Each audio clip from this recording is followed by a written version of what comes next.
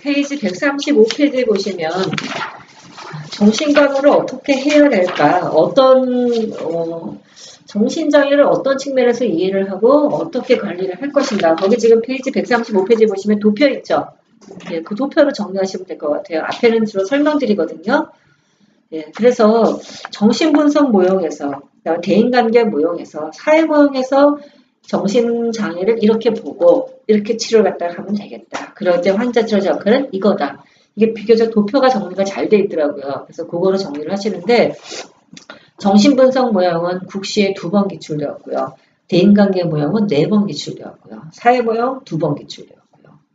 그래서 거기 지금 나오는 것들 적어도 중요한 사항들은 체크를 해주시고 나서 좀 보시면 좋겠어요. 행동 모형은 아까 봤었죠. 그래서 치료 방법에서 치료 방법에서 아까 조작적 조건화 이렇게 설명했던 그 부여 설명 많은 거. 여기 이제 자세한 내용들은 뒤에 가면 다시 치료에 대한 거 설명이 되거든요. 정신분석 모형, 대인관계 모형, 사회 모형은 일단 국시에 나왔던 것들이라서 그거 보고요. 거기 지금 사회 모형 같은 경우는 저도 국시 문제 보면서 이런 건 틀리겠더라고요. 사회 모형 관점에서 정신장애를 갖다가 파악하고 난 다음에 다음 중 치료자의 역할, 치료자로 역할을 할 수 있는 사람이 누구냐 이런 국시 문제가 있더라고요. 그래서 보면 비전문가. 왜냐면 사회 문화 환경이 정신질환을 일으키게 했으니까 전문가만 우리가 치료할 수 있는 게 아니라 사회 환경에 대한 건 비전문가인 누구나라도 다 해줄 수가 있다는 것이에요. 그런 관점으로 바라보는 내용. 거기 지금 나오죠. 그런 것들을 한 번쯤은 체크하고서 보실 필요가 있을 것 같아요. 제가 틀리면 여러분도 아마 똑같이 이거 왜 그러지? 이 생각을 하실 것 같아서 그거 잠깐 설명드렸고요. 그 다음에 제 6장의 정신간호 과정을 모두 생략하도록 할게요. 그 다음에 넘어가서 치료적 관계와 의사소통이죠. 치료적 관계와 의사소통에서 페이지 169페이지에 보시면 치료적 관계의 요소가 나오죠. 예, 치료적 의사소통에서 치료적 관계의 기본 요소. 아까 뭐가 잘 나온다고요? 신뢰. 이게 여기 없어요. 이 책을 통합한 거예요. 그래서 없어도 우리는 알아야 돼. 신뢰 있어요. 치료적 관계 기본 요소. 신뢰 있어야 되지 않나? 그래서 이 책에서 없는 것이 다른 책에 없는 게 아니라 국시에 나와요. 그러니까 그거 갖다가 끄집어서 선문서 다 통합해가지고 이거를 갖다가 보실 필요가 있겠더라고요. 자, 신뢰가 있겠고요. 또 전문성, 돌봄, 공감이 있었죠? 공감이 있나? 공감이 있다. 173페이지 있죠? 공감도 국시에 잘 나와요. 자, 그러면서 앞에 잠깐 보시면 아까 조아리의 창이라는 거 있다고 얘기했었죠? 이게 치료적 관계의 기본 요소로 나오는데 여기는 자질로 나왔었잖아요. 제 자료에는 자질이라고 올려놨는데 여기 책에는 기본 요소라고 올려놨잖아요. 관계 요소. 그냥 똑같다고 보시면 돼요. 자질이자 기본 요소이다. 이렇게 보세요. 자, 그래서 기본 요소에 아까 뭐가 있다고요? 자기 인식이라는 게 있다. 자기 인식이라는 게 뭐예요? 내가 갖고 있는 내가 뭔지, 나의 가치, 신념, 사고, 감정, 태도, 동기 이런 걸 알고 있는 게 자기 인식인 거죠. 내가 자기 인식 갖다가 하는 거를 확인하기 위해서 이용하는 것이 뭐냐면 다음 페이지에 나오고 있는 조아리의 창이다. 조아리의 창은 170페이지 자신을 이야기해주는 유용한 도구이고요. 자기 인식 정도를 4개 영역으로 나누어서 그림으로 보여주고 있다. 각각의 번호가 의미하는 바를 알아야 되겠죠. 그렇죠? 그래서 내가 아는 나와 남에게 알려진 나 1번 영역이고 그래서 각각의 의미값을 알아야 되겠고 제일 우리가 적어도 치료적 관계를 갖다가 잘 갖기 위해서 내가 갖춰야 되는 자질이자 기본 요소에 내 인식이 잘 되어 있어야 되는데 그러려고 한다면 뭐라 그랬어요? 1번 영역이 확대될 필요가 있다고 얘기했었죠. 제일 커야 된다고 4개 중에서 차지하는 부분이.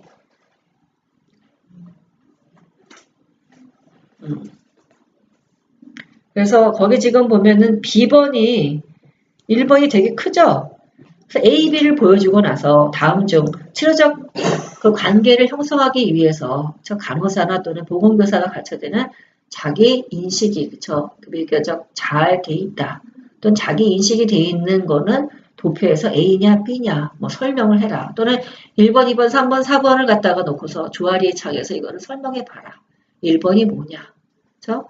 이런 건 문제가 나올 수가 있겠죠. 1번이 의미하는 바, 2번이 의미하는 바. 적어서 자기 인식이 잘 돼 있다라고 한다면 1번 영역이 확장되어 있을 것이라고. 자, 이렇게 문제가 나올 수 있으니까 그 도표를 보시고 이해하시면 되겠고요. 진실성, 존중, 다 생각하고 아까 공감 중요하다고 얘기를 드렸어요. 예, 공감 받으시고. 자, 그 다음에 치료적 관계의 이제 단계가 되는 거죠. 기출되었던 문제. 2011년도에 기출되었던 문제예요.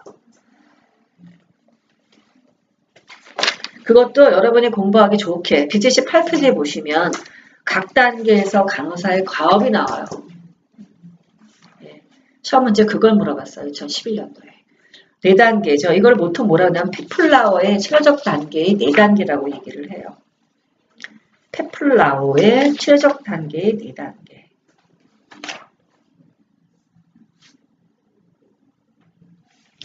그래서 첫 번째가 상호작용 전 단계, 그다음에 초기 단계, 활동 단계, 종결 단계로 진행을 한다. 됐죠? 그 도표 보시면 돼요.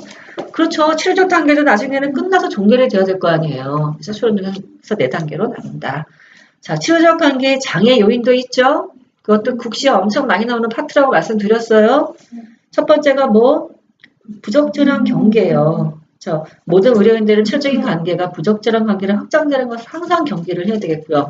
부적절한 경계는 간호사가 치료적 관계의 경계선을 넘어서려고 할 때, 대상자의 사회적인 개인적인 관계를 맺으려고 할 때 일어난다. 자기 인식을 통해 자신의 행동이 타인에게 어떻게 영향을 미치는지를 알고 있어 전문적인 관계를 유지하고 부적절한 관계를 예방할 수가 있다. 다음과 같은 경우라고 한다면 부적절한 관계의 가능성에 대해서 고려를 해봐야 된다. 어떤 경우? 자신의 행위나 대상자가 가지고 치는 데는 이렇게 쭉 해서 이런 걸 보시면 되겠고, 두 번째가 동정과 의존심 조작, 세 번째가 비효율성과 회피, 네 번째가 기출이었던 국시 문제들이 많이 나오는 파트예요. 뭐 전이와 역전이. 전이를 먼저 보면 전이는 대상자가 간호사에게 어떤 감정을 느낌으로 인해서 무의식적으로 하게 되는 반응을 전이라고 한다. 대상자가 나하고 만나서 실효적 관계를 갖다가 맺고 있는데 마치 내가 자기가 알고 있던 누나하고 비슷한 느낌을 가져요. 마치 나를 누나 대하듯 하는 거죠. 이걸 뭐라 그래요? 전이라고 얘기를 해요. 전이 반응은 대상자의 과거 삶에서 중요한 인물에 대한 반응과 관련성이 있겠고요. 간호사를 부모나 사랑했던 대상, 이전의 배우자와 같은 대상으로 간주하면서 이에 대해 반응하게 되는 것을 전이라고 한다. 그거 정이 중요해요. 기출됐던 국시 문제예요. 그럼 역전이는 반대로 나예요. 나 치료적 관계를 갖다 가다는 나 간호사가, 나 보건교사가 대상자가 왔는데 제가 내 동생 같은 그런 걸 갖고 있는 거예요. 특성을. 그래서 걔를 마치 동생 대하는 것처럼 대하는 걸 뭐라 그래요? 역전이라고 하죠. 됐어요? 전이, 역전이. 그거 기출되는 문제이고 저거 나올 수 있어요. 그거 예시까지 해서 잘 받으실 필요가 있겠고요. 역전이는 집단 현상으로 나타날 수도 있다. 있죠? 거기까지 해서 봐두세요. 자, 그 다음에 저항도 봐둬야 되겠죠. 치료적 관계에서 저항은 대상자가 불안을 야기하는 상황을 인식하지 않은 채 머물러 있으려고 하는 것을 저항이라고 얘기를 한다. 이는 자연적인 것과 자신에 대해 언어하는 것을 회피하고 변화하지 않는 현상이고 일반적으로 치료적 관계 활동 단계에서 저항 행위를 많이 나타내는데 어떤 단계에 나타난다고? 활동 단계에서 주로 나타나는데 그 이유는 이 단계가 문제를 해결하는 과정의 중요 부분이겠다. 우리 앞에서 178페이지에 페플라워가 제시했던 치료적 관계 4단계가 있었잖아요. 그 중에 세 번째가 뭐예요? 활동 단계. 그때 나타나는 게 주로 뭐라고? 저항. 그쵸? 그거 기억을 해두시라고요. 저항을 정의하고 설명할 수 있을 것. 어느 단계에 나타나는가? 활동 단계. 다음 페이지 182페이지. 자, 그래서 이제 치료적 관계에서 의사소통으로 들어가서 자, 의사소통에는 언어적, 비언어적 의사소통 두 가지가 있다. 자, 비언어적 의사소통의 종류에는 뭐가 있대요? 음성적 단서. 그 다음에는 행동적 단서, 사물적 단서, 공간, 신체적인 접촉 이런 것들이 포함이 된다. 자, 의사소통의 모형에는 뭐가 있어요? 구조적인 모형하고 상호 교류 분석적 모형이 있다. 자, 구조적인 모형, 전달자, 메시지, 수용자, 피드백, 상황 같은 것들이 있고 상호 교류 분석 모형이 국시에 기출되었던 것인데요. 자, 상호 교류 분석 모형은 사람들이 각자 관계를 맺는 무의식적 방식에 의한 모형으로 정신과 의사인 번에 의해서 개발됐죠. 아마 기출문제들이 이렇게 나올 거예요, 문제가. 저 번에 의해서 개발된 상호 교류 분석 모형에 근거하여서 저 옆에 나오는 것 중에서 이제 어디 세 가지 상태에 기초해서 나오는데 자 상호 교류 분석 모형에는 세 가지 교류의 모형에서 다음 페이지에 보시면 종류가 몇 가지가 되죠. 첫 번째가 상호 보완 교류, 두 번째가 교차 교류, 세 번째가 이면 교류로 나눈다. 이거를 대화 내용을 읽고 난 다음에 그게 상호 보완인지 교차 교류인지 이면인지를 갖다가 보는데 대화를 하다가 보면 이거를 확인해 볼 수 있는 이런 형식인 거예요. 예를 들면 자 번이라는 정신과 학자는 의사소통을 할 때 상호 교류 분석 모형을 개발하였다. 종류를 세 가지로 구분을 한 거죠. 첫 번째가 상호 보완부터 시작을 한다고. 자, 상호 보완 교류의 모형을 읽어봐요. 뭐라 그래요? 대상자가 내가 회사 상관에게 화가 난 경우 그 화풀이를 아내와 아이들에게 한다는 것을 알고 있습니다. 그랬더니 간호사가 뭐라 그래요? 당신이 화를 풀 수 있는 다른 방법을 생각해 보시겠습니까? 그게 나쁘다는 걸 알고 간호사는 얘기를 한 거잖아요, 지금. 대상자 성인인 A가 얘기를 했죠, 간호사한테. 그쵸? 그럴 때 성인한테 뭐라고 얘기를 한 거예요? 바로 그 내용에 맞는 내용 갖다 얘기를 한 거잖아요. 내가 회사 상관에게 화가 난 경우 그 화풀이를 아내와 아이들에게 한다는 것을 알고 있습니다. 당신이 화를 풀 수 있는 다른 방법을 생각해 보시겠습니까? 이런 경우는 어디에 해당이 돼요? 상호 보완적인 의사소통을 하고 있다고. 두 번째 다음 페이지 보시면 이제 교차를 하는 거예요.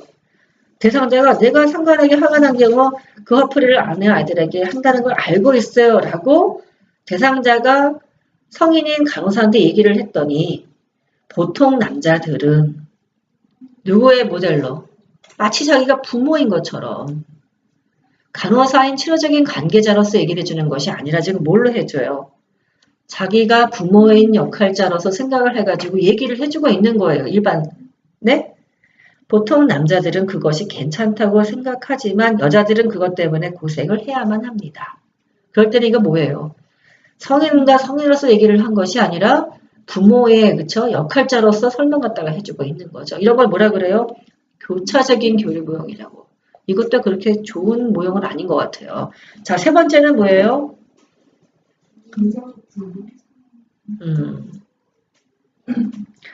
그 다음에는 저의가 있는 거죠. 이면이 있는 거예요. 얘기를 할 때. 얘기를 할 때 보면 이면이 있어서 얘기하는 사람들이 있지 않나? 예, 그래서 저의적인 상호 교류에서는 의사소통이 사회적 혹은 어배연적 차원과 심적 들은 연적 차원의 두 가지 수준에서 이루어진다. 그러니까 말은 이렇게 하는데 내용은 다른 거죠. 이면이 있다는 것이죠.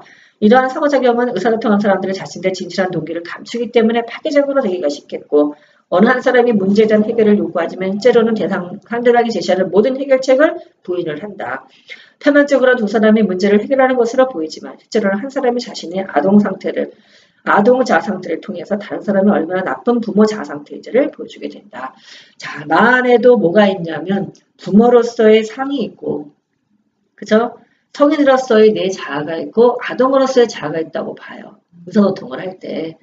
그래서 바로 성인 대 성인으로 가는 거는 상호 보완이라고 얘기를 하고 성인으로 얘기를 했더니 부모로 갖고 있는 자아를 가지고서 얘기를 하는 경우는 뭐라 그래요? 그때는 교차적인 교류명이라고 하고 얘기를 했더니 이제 성인인 내가 얘기를 했어요. 부모 상관에게 화난 경우 나는 그 화풀이를 아내 아이들에게 한다는 걸 압니다. 하지만 별도리가 없어요. 라고 간호사한테 얘기했더니 간호사가 당신이 어떻게 느끼는지를 당신이 상관이 알게 할 수 있다고 생각하세요?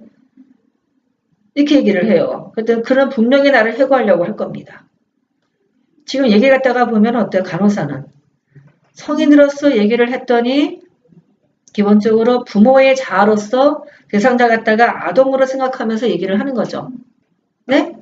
예, 그랬더니 또 이 사람은 또 어떻게 얘기를 해요? 아동으로서 다시 간호사한테 그 얘기를 갖다가 해주고 있는 거죠. 그래서 이렇게 지금 엇갈려서 가는 건 뭐라 그래요? 저의가 있다고 생각을 하는 거예요. 그래서 여기 지금 보면 상호교류 분석에서 기본적으로 우리가 부모와 성인과 아동의 저 의사소통 양상이나 자아적 양상에서 의사소통을 한다라고 바라보는 기초 개념은 다 생략을 했더니 그거가 이유가 안 되는데 187페이지, 아니 186페이지부터 그 설명들이 있어요. 각 사람의 인격은 자아상태라 불리는 3개의 요소로 구성되어 있다. 다시 돌아올게요. 186페이지. 상호교류 분석 모형. 4번째 줄이에요. 자, 상호교류 분석명의 그 중요한 기초는 각 사람의 인격은 자아상태라고 불리는 3개의 요소로 구성되어 있다.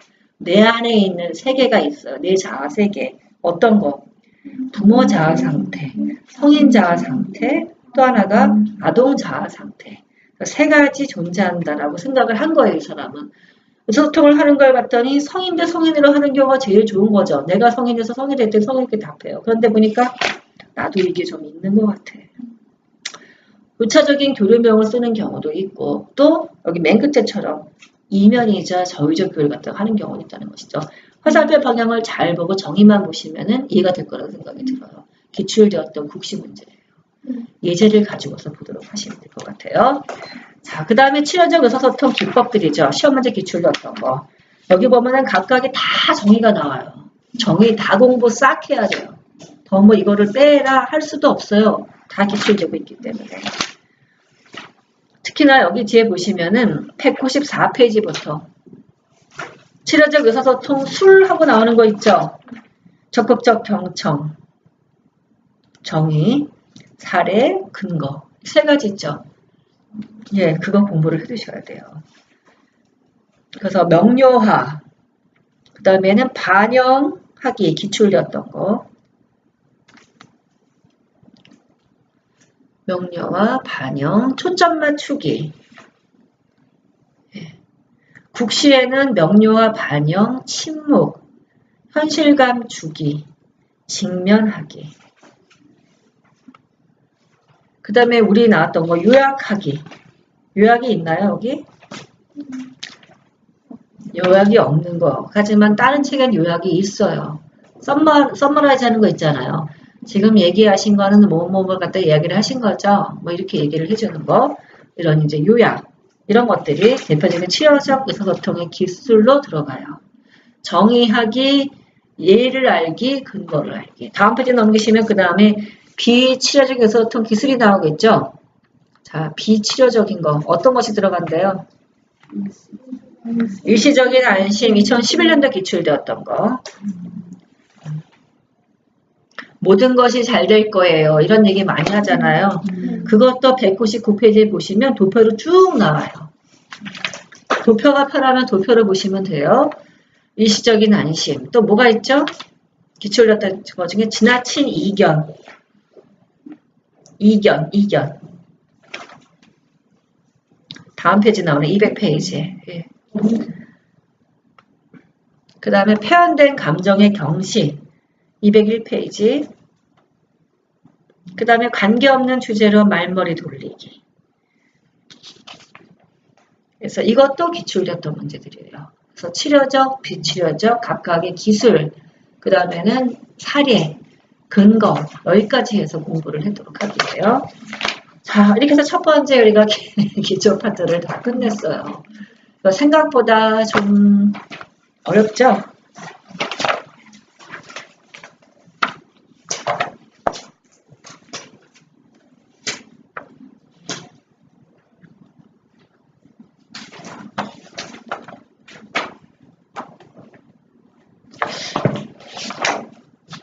자, 그리고 잠깐 넘어가기 전에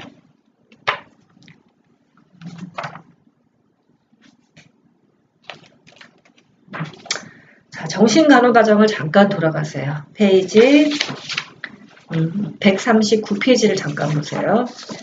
자, 간호과정에서 우리가 전체 간호과정을 보려는 게 아니라 이제 뭐를 갖다가 볼 거냐면은 기출되었던 내용이 들어가 있는 거를 보려고 해요. 자, 뭘 갖다가 보냐면 우리가 정신사회적 사정을 하는 거죠. 전체를 갖다가 보는데 그 중에서 아까 뭘 봤었어요? 행동, 정서, 사고 이런 거 봤던 거 기억나세요? 우리가 평가할 때 그런 영역들을 보는 거예요. 자, 그러면 평가할 때 그런 영역을 본다라고 하면 첫 번째 행동부터 볼게요. 자, 행동 양상 중에서 이상 행동 뭐가 들어가요? 자동증, 정신운동, 지체, 낙굴증이 들어가죠? 자, 행동 양상에서 자동증은 뭐 예를 들어 손가락을 두드리는 거, 머리카락을 묻혀서 꼬는 거, 발바닥 치는 거 자동증이라고 한다. 불안을 표현하는 방법들인 거죠. 정신운동, 지체, 전반적으로 행동이 느린 거는 정신운동, 지체.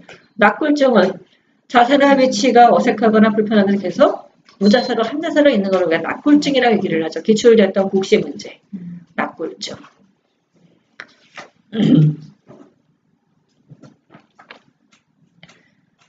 자, 그 다음에 언어 양상이 나오고 있는데요. 우리가 아까 언어는 어디에 포함시킨다고 보통 얘기했어요? 사고에다가 포함시켜서 요즘 본다고 얘기를 했었죠? 자, 그래서 언어는 거기 나중에 뒤에서 보도록 하는 게 좋겠고, 그 다음에 정서 상태를 갖다가 보도록 할게요.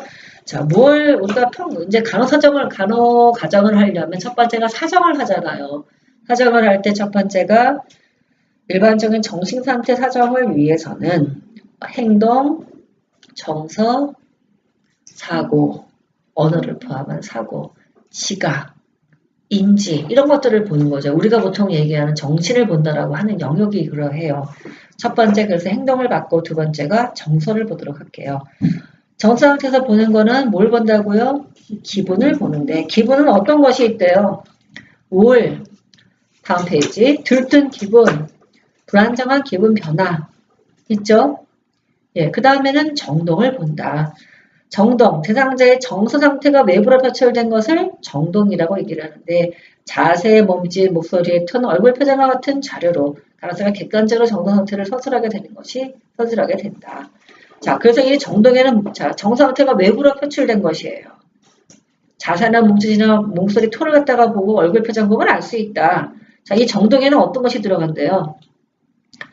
둔마된 정동, 그 다음에는 광범위한 정동, 그 다음에 단조로운 정동, 자극에 대해서 주관적인 느낌이 없어 보이고 얼굴 표정이 없이 감정 표현의 강도가 많이 감소된 무딘 감정 상태, 단조로운 정동, 그 다음에 또 뭐가 있어요? 부적절한 정동도 있죠? 기출됐던 국시 문제. 상황에 적절하지 않은 감정을 보이며 부적절하게 감정을 표현함. 종종 어리석고 주변 상황에 무관심한 것처럼 보이는 것. 부적절한 정동. 그 다음에는 제한된 정동. 표현의 한 가지 형태로 나타나는 것. 일반적으로 심각하거나 침울하다. 무감동. 주관적 느낌도 없고 객관적인 반응조차도 없어진 상태를 무감동이라고 얘기를 한다. 자, 무감동. 오래 기출됐던 거에서 있지 않았나? 조현병의 증상에 보면은 왜 우리가 음성 증상, 양성 증상, 나왔던 증상이에요. 이렇게 정의를 한다는 얘기예요. 무감동이라고 정의를 해요. 그러니까 이런 경우는 지문에 이걸 넣는 거예요. 어떤 사건을 줬는데 주관적인 느낌도 없고 객관적인 반응도 없는 무감동을 보인다. 뭐 이렇게 해서 넣을 수 있는 것들. 자, 이거 여기 빠진 것 중에 뭐가 있냐면은 양가 감정. 양가 감정은 믹스된 감정이죠. 좋기도 하고 나쁘기도 하고 슬프기도 하고 또 어때요? 즐겁기도 하고 이런 감정이 섞여 있는 것을 양가 감정이라고 얘기를 하고 대표적으로 조현병에 있는 환자들이 갖고 있는 것이 양가 감정이라고 그래요. 그래서 우리가 보통 앰비밸런스라고 얘기를 하죠. 이 옛날에 부를러라는 학자는 조현병의 4대 4A를 얘기한 적이 있었어요. 지금 책에 다 없어졌더라 이게. 우리 대학교 때 이거 배웠거든요. 어패시, 무감동. 이렇게 시작이 됐었어요. 그래서 그 중에 뭐가 있냐면 앰비밸런스, 양가 감정이 이게 들어가요. 자폐증, 어티즘 이런 걸로 기억된 걸 기억나요. 세 가지는 기억이 나네. 그러니까 어패시, 그 다음에는 앰비밸런스, 그 다음에 어티즘, 자폐증 하나가 더 있는데 그래서 기억이 안 나네. 그래서 여기 지금 나오는 양가 감정이 없잖아요. 그 양가 감정 갖다가 적어두시면 될 것 같아요. 기출되었던 국시 문제는 3번이나 나왔더라고요. 양가 감정이. 자, 그 다음에 사고에는 크게 우리가 과정의 문제, 즉 흐름의 문제, 내용의 문제, 형태의 문제로 구분을 했었죠. 그래서 과정이자 흐름의 문제에 있는 거 어떤 것들이 있대요? 첫 번째가 신어 조작증. 자기만 아는 거에 그 말 뜻을 두 가지의 말을 합쳐서 하나의 말로 압축시킨 경우가 있다. 이것도 보통 정신분열증에서 나타나는 대표적인 증상이죠. 우회적 사고. 사고나 언어가 주어진 질문에 대한 답변과 관련이 있지만 지나치게 세밀하고 부수적이다. 많은 불필요한 세부 설명을 항의해야 말하고자 하는 목적에 결국 도달한다. 우회적 사고는 가기는 가죠. 결과물에 도달하긴 하지만 여러 과정을 거쳐서 겨우겨우 간 것 같다가 우회적 사고라고 얘기를 하고, 반면에 사고의 비약은 종착점에 가지를 못하죠. 꼬리에 꼬리를 물고 계속 다른 생각 갖다가 하는 것들은 사고의 비약이라고 얘기를 하죠. 한 생각에서 다른 생각으로 계속 연상이 빨리 진행하는 것을 사고의 비약이라고 한다. 연상의 해이, 사고의 이탈, 말비밀증, 이것도 정신분열증, 조현병 사람들한테 나타나는 대표적인 것이 되겠고, 지르멸렬, 이것도 그렇죠. 동문서답, 음현성, 보석증, 음성증, 반향언어, 사고의 차가 다 스키조프레니아가 있을 때 나타나는 대표적인 사고의 장애, 사고에서 과정의 문제가 있는 경우들 다 나타나고요. 사고 내용의 문제가 있는 경우들도 있다. 아까 뭐라 그랬어요, 이거? 여기에 망상 들어간다고 얘기를 했었죠. 대상자의 언어에 포함된 구체적인 의미를 말하는 것으로 무엇을 생각하고 있는가에 관한 것이다. 대표적인 사고 내용의 장애로는 망상이 있다. 그래서 뭐가 있어요? 관계망상, 관계사고, 그 다음에 사고의 전파, 사고의 투입, 그 다음에 망상이 있다. 현실에 맞지 않은 잘못된 생각을 하는 걸 뭐라 그래요? 망상이라고 얘기를 하죠. 그래서 영어가 훨씬 쉬운 것 같아. false belief예요. 잘못된 신념체계를 갖고 있는 거. 그거를 보통 망상이라고 얘기를 하고요. 현실 상황에서 사실과 맞지 않고 논리적인 설명에도 불구하고 이거 시정되지도 않고 그 사람의 교육 정도나 문화적인 환경에 걸맞지 않은 잘못된 믿음 또는 생각을 의미하는 것이 망상이다. 다음 페이지. 자, 기출됐던 문제잖아요. 망상. 시험 문제가 나왔던 파트이죠. 그래서 망상에는 괴이한 망상, 허무망상, 빈곤망상, 신체망상, 편집망상, 피해망상, 과대망상, 자신이 신 대통령이라고 생각하는 거죠. 관계망상, 현실적으로 아무런 관계도 없는 타인이나 사건, 사물에 대해서 자신과 모조의 관계가 있다고 믿는 것을 우리가 보통 관계망상이라고 얘기를 하고요. 자체망상, 조정망상, 부정망상, 색정망상이 있는 것도 볼 수가 있다. 피해망상도 이것도 중요하죠. 피해망상, 과대망상, 관계망상 이런 것들이 아주 중요하게 국시에 나오고 있는 걸 볼 수가 있어요. 관계망상 2번, 과대망상 1번, 피해망상 1번 이렇게 나왔던 내용들이에요. 그 세 가지 정도는 꼭 보도록 하시고요. 자, 그 다음에 망상 봤고 그 다음에 이제 형태 사고의 장애 중에서 형태의 문제가 있는 거, 형태가 여기 없다. 그렇죠? 아까 왜 자폐적 사고, 마술적 사고 이런 거 있었잖아요. 여기 그거 없어요. 정신분열증 있는 사람들 보면 마술적 사고를 한다 그러잖아요. 그게 여기 지금 없어서 형태의 장애라고 보시면 되겠고요. 언어장애는 아까 보면은 없지만 언어장애 앞에 있는 신어조작증, 말비빔증, 지리멸렬, 반향언어 이런 것들 여기에 보통 들어가요. 자, 그 다음에 지각에서 봤을 때 지각은 개인이 자신이 처한 세상을 이해하기 위해서 감각적으로 획득한 정보를 선택, 조직화, 해석하는 과정을 지각이라고 정의를 한다. 지각장애는 크게 뭐가 있대요? 착각과 환각 두 가지가 있다고. 착각이란 거는 뭐예요? 실제 있는 외부의 작업을 잘못 인식하는 거는 착각. 반면에 환각은 실제 외적 자극이 없는데 실제로 지각하고 있다고 체험하는 것을 갖다가 우리가 환각이라고 얘기를 하죠. 다시 환각에는 뭐가 있어요? 화청, 환시, 환촉, 환미, 인면시 환각, 신체 환각 같은 것이 있는 것을 볼 수가 있다. 기출됐던 문제죠. 환시, 환각, 착각, 2013년도에 나왔던 것들이죠. 정의를 할 거, 환각과 착각의 차이점 알아야 되겠고, 환시가 뭔지 갖다가 예제로 알겠으면 되겠죠.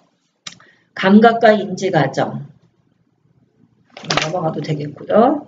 다음 페이지 보시면 이 감각과 인지 과정 중에 맨 끝에 뭐가 나오냐면 자카증이라고 찾았어요. 예, 그거 2번 기출되었던 거고요. 국시에는 3번이 나왔네요. 컨퍼블레이션 자카증. 자신이 기억하지 못하는 부분을 조작적으로 메워서 얘기하는 것. 그래서 그거 갖다가 보통 자카증이라고 한다. 그거 보통 누구한테 보인다고요? 뇌세포가 파괴돼가지고 뇌세포에 파괴된 부분에서는 메모리 랩스가 생겼어요. 그쵸? 거기가 없는 거예요. 근데 그걸 어떻게 해요? 연결시켜서 말을 만드는 거죠. 그거를, 그 사이 거를. 그래서 그걸 갖다가 작화증이라고 얘기를 해요. 자, 나머지는 넘어가도 되겠네요.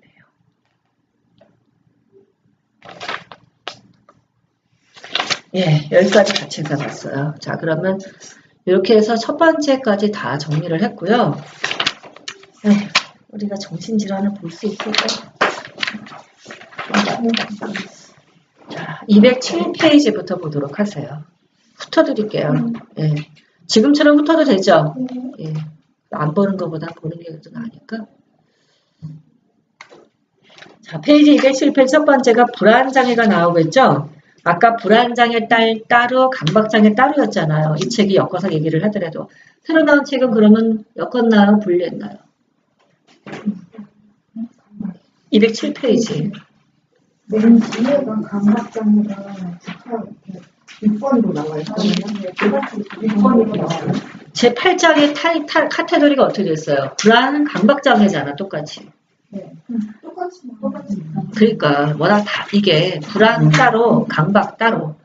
그런데 아직도 그거를 책을 개정을 해도 또 똑같은 거네. 예. 여하튼 첫 번째, 불안을 정의할 수 있을 거라고 얘기했죠? 예, 거기 지금 5번째 줄 보게 되면 메인은 불안을 불확실하고 무력한 느낌과 관련되어 속성이 모호한 막연한 염려, 공포와는 다름 해가지고 쭉 설명하고 있는 거 있잖아요. 국시에 5번 나왔던 거. 불안. 일단 불안이 뭔지를 정리를 해야 돼요. 공포와는 다름. 정리할 수 있으면 되겠고요. 쭉 그 내용들이 나오고 있어요. 다음 페이지 보시면 불안의 4단계가 나오고 있죠. 불안의 4단계 중에 시험 문제가 뭘 물어봤어요? 중증 불안을 물어봤어요. 2010년도에. 그럼 여러분은 각각을 다 공부해야 되겠죠. 경증 불안의 특성, 중증도 불안의 특성, 중증 불안의 특성과 간호중자까지 같이 엮어서 공부를 하셔야 되는 파트가 되겠죠. 자, 중증 불안 잠깐 읽어볼게요. 이 단계에서는 지각 영역이 현저히 축소되어서 오히려 불안과 무관한 사소한 것에만 주의를 기울이게 된다. 그래, 시험장 들어가면 너무 불안할 때 왜 옆에 사람이 슥싹슥싹 소리 내는 것도 정말 스트레스 많이 받고 불안이 더 올라간다 그러잖아요. 나는 아직까지 이 문제 풀지 않았는데 누군가가 넘기는 소리 뭐 있죠? 왜 이렇게 밖에서 무슨 소리가 들리는 거야. 그래서 이렇게 사소한 것에만 주의를 기울이는 거죠. 모든 행동은 불안을 경감시키는데 집중되기 때문에 다른 영역에 주의를 기울이게 하려면 더 많은 지시가 필요하다. 불안이 심할 때는 이제 맥박 호흡과 혈압이 증가되고 에피네프린 분비와 혈관 수축이 증가되며 불안도 스트레스예요. 그래서 체온까지 상승하는 등의 생리적 변화가 나타난다. 그 외 신체 증상으로 몸을 떨게 되고 과다한 움직임 또는 동공 확대, 심한 발화, 설사, 변비 등이 일어난다. 심리적으로도 매우 고통스럽고 극도의 불안 때문에 위협을 주는 대상에 집중할 수도 없고 별로 위협적이지 않은 다른 대상에게 집중을 한다. 그러므로 문제를 부정확하고 불충분하게 지급할 뿐만 아니라 보고 있는 대상에 대해서도 왜곡되게 해석하는 경향이 있다. 불안을 조절하기 위해서 수많은 방어기전을 이용하고 자동적으로 행동하게 된다. 중증 불안이 근육신 계통까지 영향을 미쳐서 안절부절 못하게 하는 것을 초조라고 한다.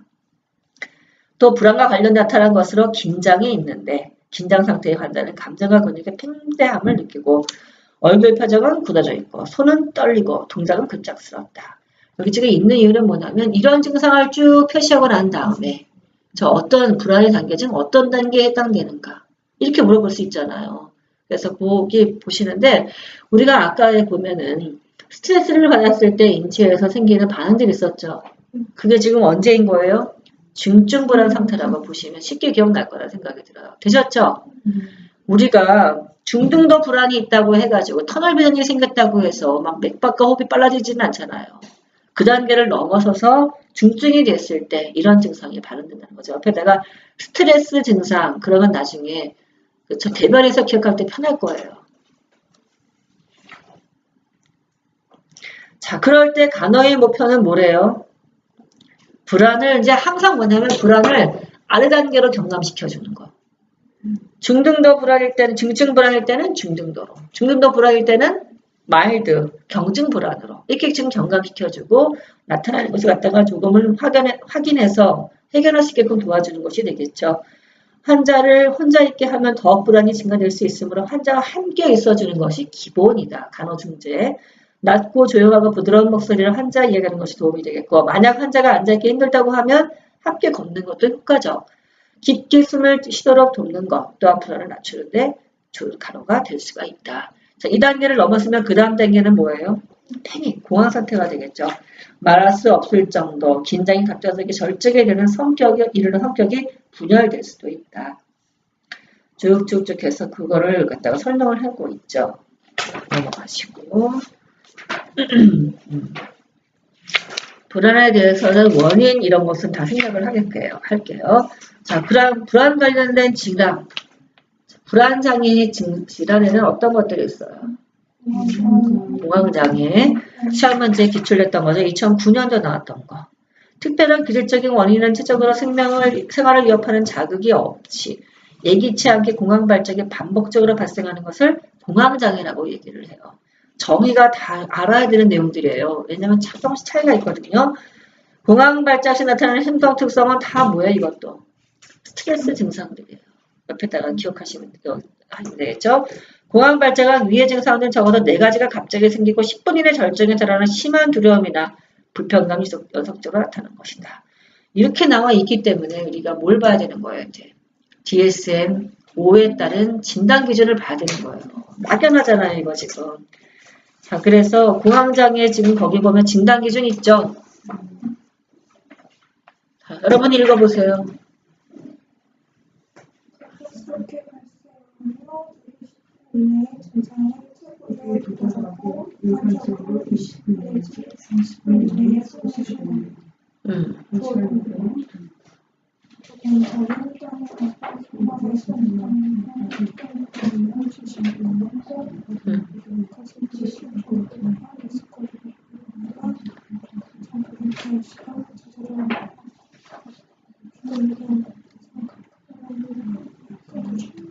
내가 진상 발생했을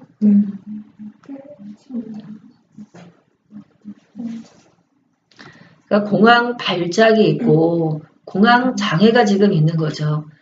공황 발작은 쭉 1번부터 13번까지 해서 이 중에서 4가지 13가지 증상 중에서 4가지 이상이 발생했을 때 공황 발작이라고 정의를 하는 거예요. 갑작스럽게 발생을 하고 10분 이내에 최고대로 됐다가 20분 내지 30분 이내에 소실되는 거, 1시간을 넘지 않는 거, 이걸 보통 공황 발작이라고 얘기를 해요. 이 공황 발작이 이제 생겨서 반복적으로 계속 생긴 경우는 이제 뭐라 그래요? 공황 장애라고 진단을 할 수 있는 거죠. 반복적으로 예기치 않게 발생을 하며 발작에 의해서 다음 중 한 가지 이상이 1개월 이상 있을 때 공황 장애로 진단할 수 있다. 어떤 거? 다음에 발작해서 지속적으로 걱정, 나 요번에 있는데 다음에 그러면 어떡하지? 시험장에서 그러고 난 다음에 다음 시험 걱정을 하잖아요. 나 큰일 났어. 그럼 큰일이야. 발작이나 그 발작의 결과에 대해서 심히 염려를 해요. 또 발작과 연관되어서 행동에 커다란 변화가 옴. 따라서 공황 발작이 있었어도 그에 대한 염려를 지속적으로 하지 않거나 그로 인해 기능상의 저하가 없다면 뭐예요? 그건 공황장애는 아니라고 한다는 것이죠. 즉 공황 발작하고 공황 장애에 대한 진단 기준을 갖다가 달리 갖고 있으란 말이에요. 아시겠죠? 발작이 있고 장애가 있는데 두 가지 갖다가 따로 해서 기억을 해보라는 거. 그래서 교과서 보면 무슨 말인지를 모르겠는 거예요. 공황 발작이 있었던 환자가 나중에 뭐가 생겨요? 이것이 연이어서 1개월 이상 있게 되면 그때는 공황 장애로 진단을 할 수 있다고. 그렇죠? 발작과 장애. 그래서 국시에 뭘 물어봤냐면 거기 지금 나오는 최고조로 도달하는 것은 10분이잖아요. 근데 아까 20 내지 30분 내에 소실된다고 얘기했고 1시간을 넘지 않는다고 얘기했죠. 1시간을 넘어서 계속되는 경우는 공황 발작이라고 보기는 어렵다는 것이에요. 네? 예, 이제 그런 것들 기억을 해두시고 공황 발작이 반복적으로 생기는 거를 공황 장애라고 얘기를 한다. 넘어갑니다. 예. 그래서 이것만 있다가 보면은 진단하고 되게 헷갈려요. 무슨 말을 하고 싶은 건지. 공황장애는 후기 청소년기하고 30대 중반에 가장 많고요. 삶을 위협하는 상황을 경험한 사람에게서 일반적으로 나타나지만 자극이 없어도 정서적, 시적의 반응을 경험하게 된다. 쭉 넘어가시고 치료는 뭘 하래요? 인지행동치료, 심호, 이해안법, 뭔지 알겠죠, 대략? 약물로는 어떤 거? 벤조다이아제핀, 그 다음에 선택적 세로토닌 재흡수 억제제, 3단계 항우울제. 아, 그리고 우울제도 쓰는구나. 그쵸? 또 크로니딘, 프로프라노롤 같은 항고혈압제제 같은 것도 효과를 볼 수가 있다. 첫 번째, 공황장애. 두 번째가 공포장애죠. 특정 공포장애증이 있는 거죠. 예를 들면 뭐 고양이 공포증 이런 거 있잖아요. 특정물 공포장애. 다음 페이지에 보면 흔히 나타나는 공포대상과 공포장애가 있어요. 동물도 있는가 하면 우리 왜 주사나 혈액 빼는 거 극도로 무서워하는 사람들 있죠. 자, 혈액 주사 상처용도 있고 자연환경용 예를 들면 왜 천둥 번개 치면은 막 소리치게 놀라면서 무한발작 생기는 경우. 상황별 터널이나 다리나 우리 엘리베이터 폐쇄공포증 막 이런 거 얘기하지 않았나 싶은데 기타 질식구토 질병이 걸리는 것 같은 것들 이런 것들 공포장애라고 지금은 명명을 해요. 공포장애는 시험 문제가 따로 나온 적은 없어요. 아까 질환에서 보면은 공포장애는 우리 쪽은 나온 적은 없지만 국시에서는 공포장애에 대해서 어떤 것인가 물어보기 때문에 일단 한 번쯤은 봐두실 필요는 있겠고요. 자, 공포장애 잠깐 읽어봐요. 거기 쭉 내려가면 216페이지 아래쪽에 치료는 하고 찾으셨어요? 예, 남들은 이해할 수 없어요. 고양이를 너무 무서워하거나 피 뽑는 거를 너무 무서워해가지고 심하면 어때요? 막 발작이 일어나기도 해요. 자, 이렇게 치료약물로 뭘 쓴대요? 벤조다이아제핀이나 베타아드레날 수용체 기량제가 효과적이다. 행동치료요법에서는 노출요법. 어때요? 기출됐던 문제죠. 계속 노출을 해요. 그러면 점점 거기에 대한 것이 어때요? 완화될 수 있다는 것이죠. 또 그중에서 또 체계적 탈감작법이 흔히 사용된다. 기출됐던 거예요. 불안 일으키는 자극증 가장 약한 것부터 시작해서 점차 강한 반응에 반복 노출을 해서 공포 반응을 점차 줄여가는 기법이다. 체계적 탈감작 요법이에요. 천천히 서서히 양을 갖다가 늘려나가서 반복 노출해서 공포 반응을 줄여나가는 기법이다. 혹은 홍수법이라는 기법을 사용할 수도 있는데 이것도 기출되었던 거. 이는 한 번에 매우 강한 자극에 노출돼서 공포 반응이 소실될 때까지 지속하는 기법이다. 최근에는 가상현실을 이용한 가상노출 기법이 시도되고 있다. 자, 공포장애에서 홍수법, 그 다음에는 체계적 탈감작 방법. 이거를 읽어가면서 여러분들이 보실 게 뭐냐면 혹시라도 시험 문제가 이 책에 있는 지문 그대로 나올 수도 있어요. 예를 들면은 체계적 탈감작법을 갖다가 가로치고 나서 그런 다음에 설명이 있잖아요. 점차 강한 자극에 노출해서 이렇게 설명될 수도 있어요. 그럼 여러분은 거기다가 체계적 탈감작이란 말을 써야 되는 거죠. 네? 그리고 또 홍수법은 뭐라고 써야 돼요? 매우 한 번 강한 자극에 노출시켜 공포 반응이 소실 때까지 지속하는 기법. 그럼 여러분 답을 뭐라고 써요? 홍수법. 이렇게 지금 쓰라는 얘기예요. 이렇게 지금 어차피 뭐 공포장애는 나왔고 그 다음에 광장공포장애. 광장공포장애는 광장이나 공공장에서 특히 급히 빠져나갈 수 없는 상황이 도움없이 혼자 있게 되는 것에 대한 공포증. 넓은 장소에 공공장소에 나갔을 때 발생한다고 얘기를 하죠. 저 광장공포증 넘어가시고 그 다음에 기출됐던 게 뭐냐면 사회불안장애예요. 사회불안장애 2010년도에 나왔었네요. 사회공포증이나 사회불안장애는 제가 있는 것 같아요. 옛날에. 왜 사람들한테 나와서 말하려고 그러면요. 일단 얼굴이 빨개져요. 그리고 들들 떨고요. 너무 심해가지고 쓰러지기도 하죠. 졸도해요 이거. 그래서 사람들 앞에서 당황하거나 바보스러워 보일 것 같은 사회불안을 경험하는 것이고 다양한 사회적 상황을 회피하게 되고 그것 때문에 어때요? 학교 가기가 싫어요. 선생님이 나 시킬까 봐. 그래서 사회적 기능이 저하되는 정신과적 질환을 사회공포증이라고 얘기를 한다. 사회공포증을 가진 사람들은 다양한 사회적 상황에서 창피를 당하거나 난처해지는 것에 대한 과도한 두려움을 가지는데 예를 들면 많은 사람 앞에서 이야기하는 거, 대중 화장실에서 흡연을 보는 거, 이성에게 만남을 신청할 때 심한 불안감을 경험하게 되고 심하게 되면은 공황 발작 형태로 불안 증상이 나타날 수도 있다는 것이죠. 환자들은 불안감을 일으키는 상황을 피하고자 끊임없는 노력을 하게 되고 이것은 사회적 기능의 저하를 초래하게 되겠고요. 또한 우울증이 흔히 동반되는데 사회공포증 환자의 3분의 1 정도가 우울증을 가지는 것으로 추적이 된다. 사회공포증은 10대 후반에 가장 많이 발생을 한대요. 그러니까 이 시험에 나왔던 것도 뭐냐면 학생이었어요. 지문이. 심각한 장애 증상은 생활 스트레스와 요구에 따라 변화하게 된다. 쭉 내려가다가 자 치료는 어떤 것을 한대요? 정신치료하고 약물치료 갖다가 병행하는데 SSRI니까 이거는 항정신성 약물이죠. 항정신성 약 아니 항우울증 약물을 갖다가 써야 되겠고요. 쭉 그 다음에 근데 약물을 쓰자마자 효과가 나타나지 않는다는 것도 기출됐던 국시 문제예요. 언제 나타난대요 효과가?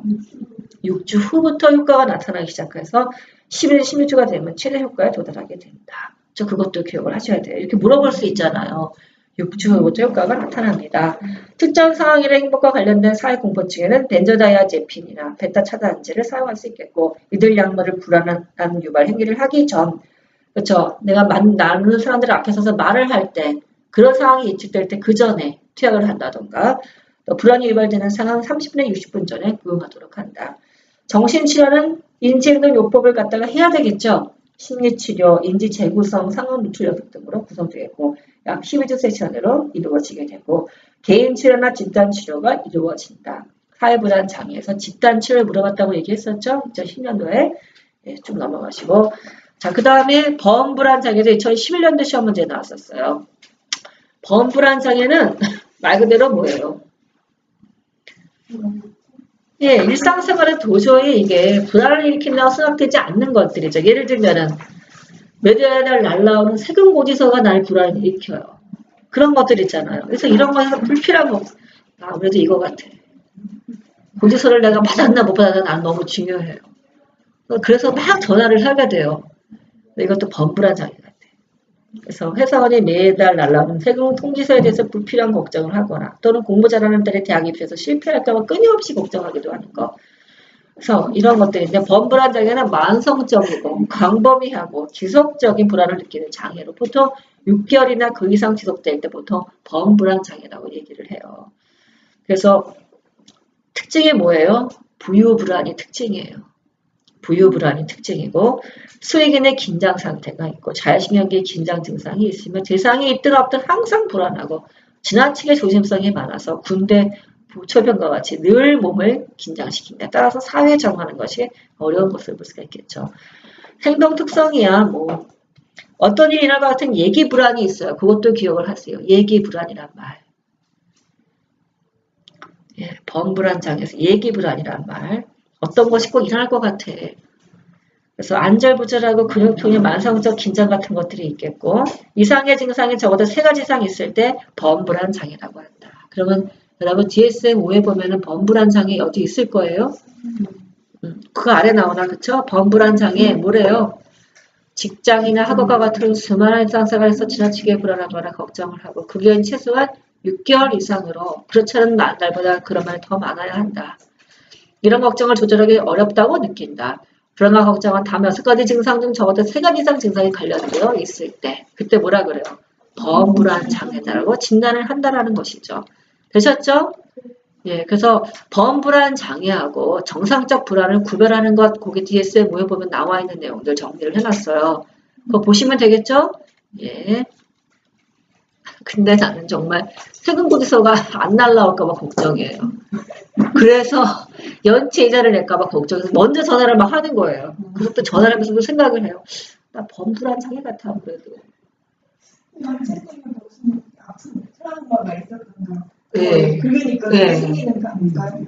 그런 것 중에 옛날에 딸이 미국인으로 거기서 태어났는데 여기서 태어나서 거기 미국에서 태어났다가 와가지고서 6살 때인가 7살 때 처음으로 다시 미국으로 나가는데 공항에서 불체자라고 잡힌 거예요. 그래가지고 몇십만 원을 냈어요 옛날에. 그래서 그 다음부터는 뭐 그래 특정 사건이 있어서 이렇게 됐겠지. 근데 그게 처음에는 그랬거든요. 그 다음부터는 모든 것이 이번 달에 제가 갈비비 나왔나? 잊어버리지 말라고. 그래서 과도하게 하고 거기서 나온 것처럼 지금 뭐예요? 부유불안이 부유불안. 또 아까 무슨 불안이 있다고요? 예기불안이라고도 있는 거예요. 네, 그래서 저를 기억하시면 이 문제는 어디 잊어버리지 않을 거예요. 기출력 또 이게 국시 문제 굉장히 많아요. 범불안 장애가. 같이 해서 갔고요. 그 다음에 이제 강박 관련 장애는 여기 안 들어가야 되는 거잖아요. 네, 우리 강박 관련 장애는 따로 정리를 했었죠. 이러니 이 책을 그대로 쓸 수가 없어요. 선생님 책은 어떻게 돼 있나요? 지금?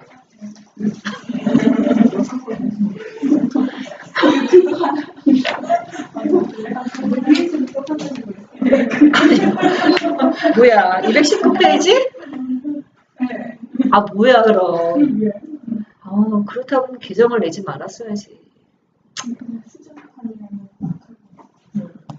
자, 강박 관련 장애. 아이고. 강박 관련 장애에는 강박장애, 신체 변형 장애. 강박장애 종류에는 강박장애, 신체 변형 장애, 저장 장애, 발모강, 박피증이 포함되죠? 자, 강박장애라는 것은 뭐예요? 정의가 시험 문제 나왔더라고요. 국시 문제. 뭐라 그래요?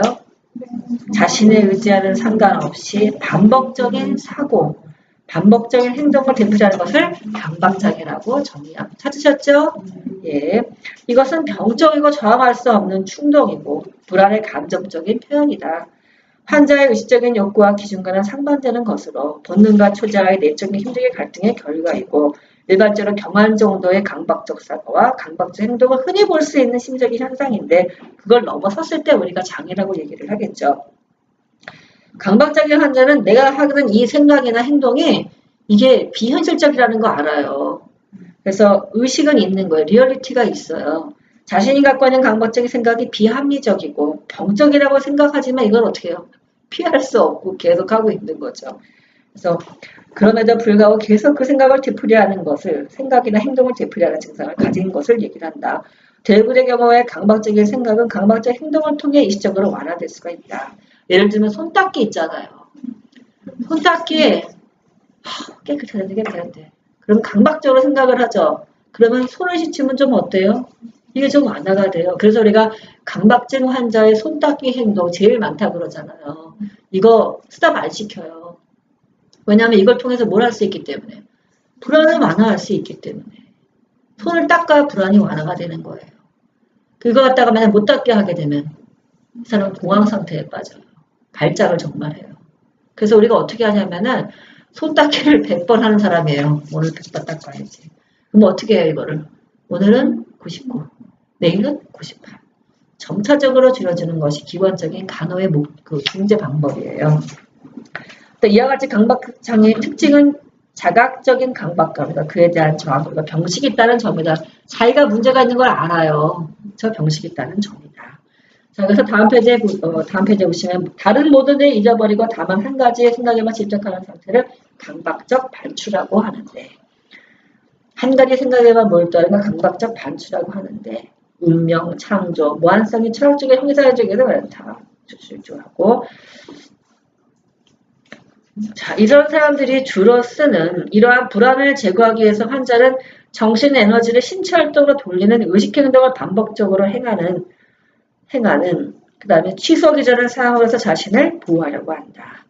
그러니까 중요 방어 기전 중에 뭐가 있어요 지금? 취소 이런 게 있다는 거죠. 의식 행동도 하고 있는 거죠. 내 정신 에너지를 손 닦는 거에 잠깐만 쓰는 거예요. 에너지로 쓰는 거죠. 그렇죠? 그래서 의식 행동, 그 다음에 취소라는 방어 기전을 쓰고 있는 거죠. 쭉 넘어가지고 자 강박장애는 공적성과 불교에 대한 선입관이 적용될 수도 있다. 환자의 강박적인 관념에는 행위가 현실적이지 못하고 무분별한 점과 항문기의 장애로 표현된다는 점은 태행과 관련이 있다고 볼 수 있다. 강박적 성격의 형성 시기는 언제라고요? 항문기. 그렇죠. 이러한 강박적인 생각이나 행위는 원래의 불안을 일으켰던 감정과는 분리가 되고 단지 그에 따른 느낌은 불안뿐이므로 격리 기전이 사용되고 있다. 이걸 지금 왜 있냐면은 강박장애가 국시에 제일 많이 기출되는 질환 중에 하나예요. 그래서 기전, 방어 기전들을 많이 물어보더라고요.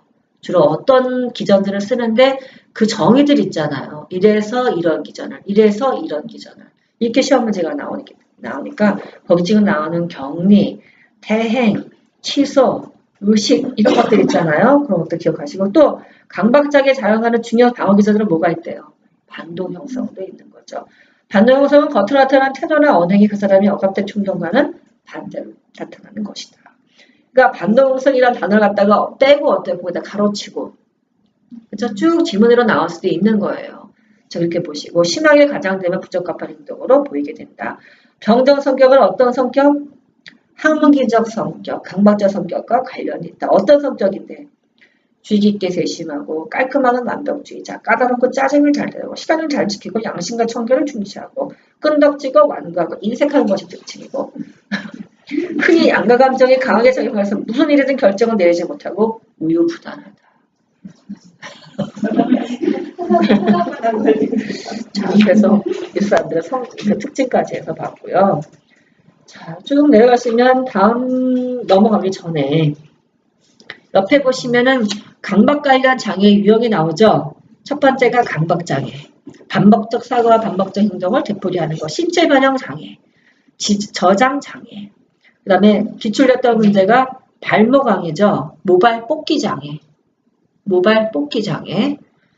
그래서 반복적인 발모 행동, 뚜렷한 모발의 상실을 동반해야 되고 발모 전에는 긴장감을, 발모 후에는 뽑았으니까 저속했어요. 네, 만족해요. 그리고 해소감을 느끼는 거죠. 그래서 계속 그걸 뽑고 있는 거죠. 그렇죠? 그래서 이런 거를 보인다.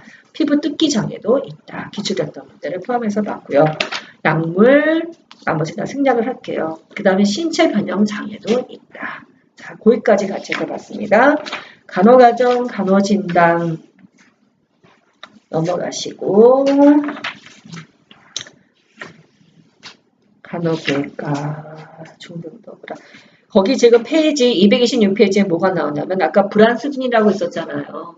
경증, 그 다음에 중등도, 중증, 공황이라고 있었죠. 거기에 지금 간호중재가 쭉 나오고 있어요. 그러니까 거기서 간호중재를 확인해서 보세요. 그 기출되는 국시 문제 들어가져 있어요. 예, 그래서 간호중재 거기서 보도록 할 것. 중증 및 공황이면 두 가지 동일하게 보겠다는 얘기죠. 그렇죠? 중증이고 공황. 기출됐던 문제가 지금 중증에서 물어봤잖아요. 우리는. 간호중재는 뭐를 하래요? 차분한 태도를 유지한다. 환자 곁에 있어주기. 환경적 자극을 최소화하고 조용한 장소에 있도록 하기. 명령, 간단한 문장을 사용하고 반복해주기. 낮은 목소리로 천천히 말하기. 이게 다 간호중재예요. 저 이렇게 해주라는 얘기죠. 언제? 중증 불안이나 패닉 상태일 때. 저 그때 간호중재. 안전 문제도 중요할까? 예, 중요하겠죠. 그게 쭉 나오는 내용들. 자, 그 다음에 중등도 불안일 때 간호중재도 나오죠? 자, 중등도 불안이 있을 때 어떻게 해준대요?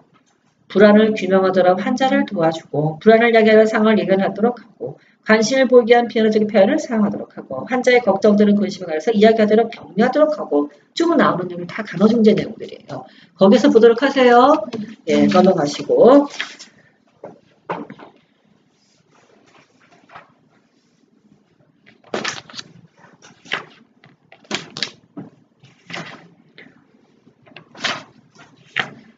자, 그리고 여러분들이 이런 걸 볼 때 제일 좋은 게 뭐냐면 사례 연구예요. 혹시 선생님 새 책에도 사례가 들어가 있나요? 페이지 234. 이 씨의 7세 된 아들? 똑같네요, 그러면. 그래서 그런 사례를 가지고서 시험 문제가 지문 내는 것도 다 객관성이 있어야 되잖아요. 우리가 살펴볼 수 있는 객관성이 가장 좋은 예가 뭐냐면 교과서. 그런데 이상하게도 이 교과서가 현문사하고 수문사 나오는 사례들이 거의 비슷해요. 참 희한해요. 번역을 한 건지 모르겠지만. 그리고 또 우리가 좋게 참고할 수 있는 대표적인 지문 중에 뭐가 있냐면 국시문제 나오는 지문들이에요.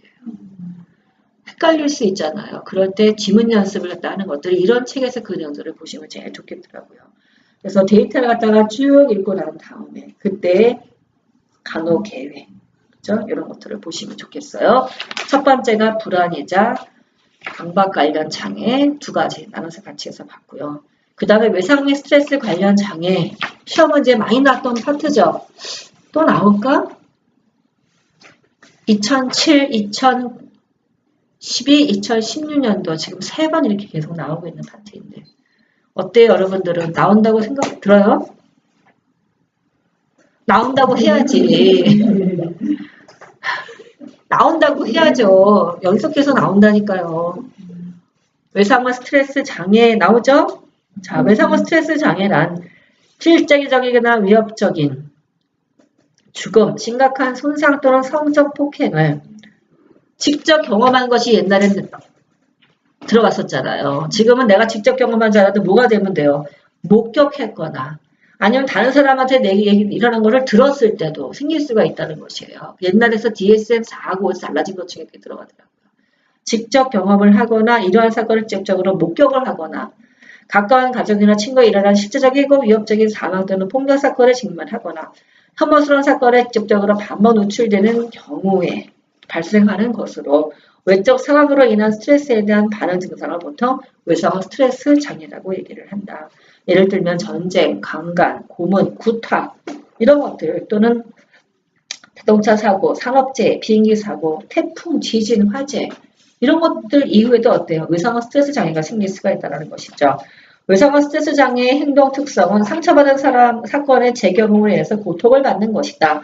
그래서 241페이지 보시면 2016년도 시험 문제에 PTSD의 특성을 물어봤죠. 이게 또 이게 진단 기준에도 들어가는데 어떤 게 있어요? 첫 번째가 재경험. 사건과 관련해서 원치 않는 회상, 사건과 관련된 악몽, 그 다음에 사건을 생생하게 다시 겪고 있는 그런 느낌, 사건을 떠나가는 단서줄 냈을 때의 심적인 고통, 이런 것들을 뭐라 그래요? 재경험이라고 얘기를 하죠. 두 번째는 회피. 교통사고가 나와가지고 어때요? 버스를 안 타려고 하는 것들. 대표적인 회피 같은 거로 들 수가 있겠죠. 부정적인 인지와 감정 상태의 둔화. 사건 관련 기억 갖다가 잘 못해요. 또 자신과 타인과 세계에 대한 부정적인 인식, 외상사건의 원인과 결과에 대한 왜곡된 인지, 계속적으로 부정적인 감정, 흥미의 저하, 이런 부정적인 인지와 감정 상태의 둔화 같은 게 있겠고 또 각성과 반응의 변화 같은 게 있다. 이런 것들이 있으면 어때요? PTSD의 중요 특성으로서 용어를 알고 있어야 한다는 거예요. 용어. 자, 그럼 PTSD 혹시 진단 기준 있나요? 예. 어디 있을까? 2장 넘겨요.